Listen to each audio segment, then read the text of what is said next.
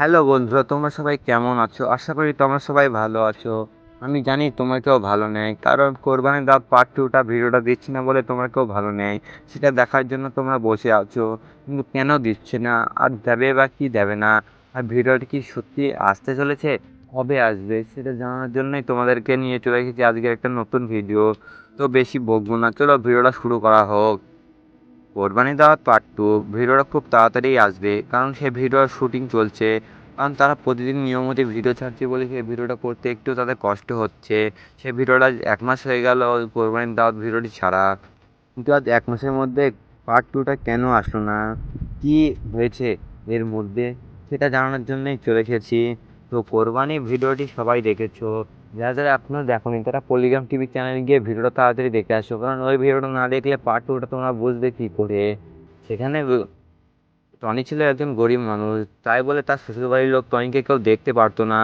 টনিকে সবাই অবহেলা করতো, অপমান করতো। আর টনির ভাইয়ের ভাই ছিল একজন পুলিশ, তাকে সবাই মাছ মাংস খাওয়াতো, কারণ টনির কাছে বহু টাকা ছিল না। আর টনির ভাইয়ের ভাইয়ের কাছে বহু টাকা ছিল বলে টনির ভাইয়ের ভাইয়ের সম্মান ছিল, আর টনির সম্মান ছিল না। কিন্তু টনি জানে না যে টনি আসলে কি। টনি যখন টনির ভাইয়ের ভাইকে ধরে নিয়ে যায়, তখন টনি সেই পুলিশ অফিসারকে হুমকে দেয়, বলে আমি তোর বাপ। তখন সে টনি কাকে ফোন করেছিল, কাকেই বা বললো যে ওই আসামিটাকে ছেড়ে দিতে? টনি কি আসলে একজন পুলিশ অফিসার, না কোনো ওসি হবে? দেখানোর জন্যই তো নেক্সট পার্টটা খুব তাড়াতাড়ি আসতেছে।